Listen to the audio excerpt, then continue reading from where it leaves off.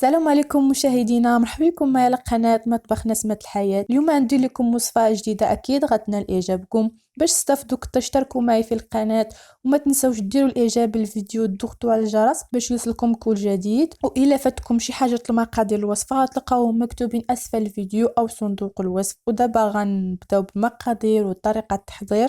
بسم الله.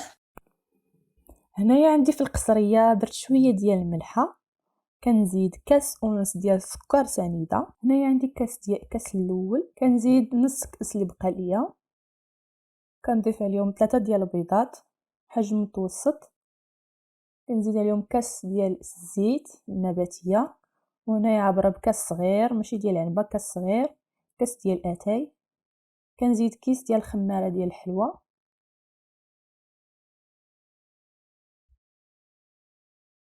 هنايا عندي 250 غرام ديال زبده مذوبه، كتذوبوها عاد كتخليوها تبرد واحد شويه، عاد كتضيفوها على المقادير.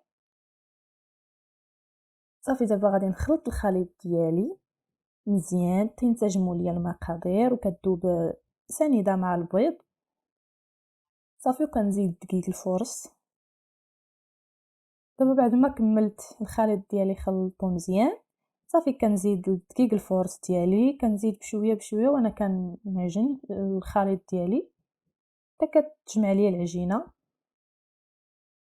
والعجينه ما كتكونش قاصحه، ضروري خاصها تكون شويه شاده راسها، ما كتكونش قاصحه بزاف.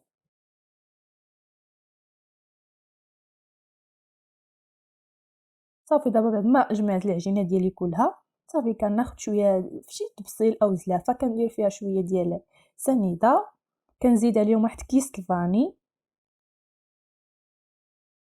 صافي كنخلط السنيده والفاني مزيان.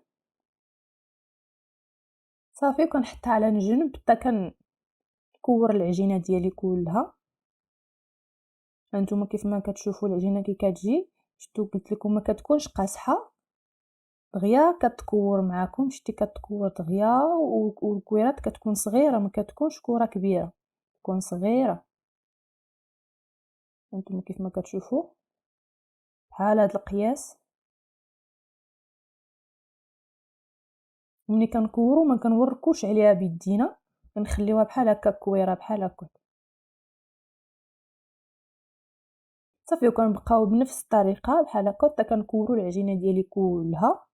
عاد كناخذوا الطاوه، شي طاوه كنديروا فيها شويه ديال الزيت، كندهنوها بالزيت.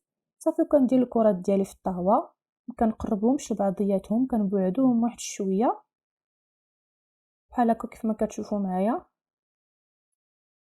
صافي كناخذوا ديك سنيده والفانيليا اللي وريتكم قبيله، وكناخذوا الطابع ديالنا، الطابع ديال الحلوى على شكل ورده، كنديروه في ديك سنيده وكنطبعوا الحلوى ديالنا بحال هذا الشكل.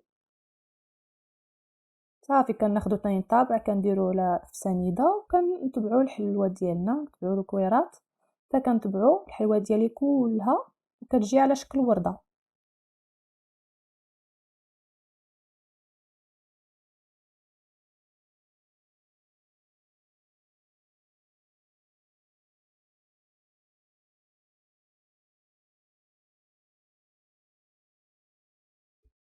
صافي دابا بعد ما كملت الحلوى ديالي تبعتها كلها، كندير كاوكاو في داك الوسط، شي كاوكاو، دوك كاوكاو صغار.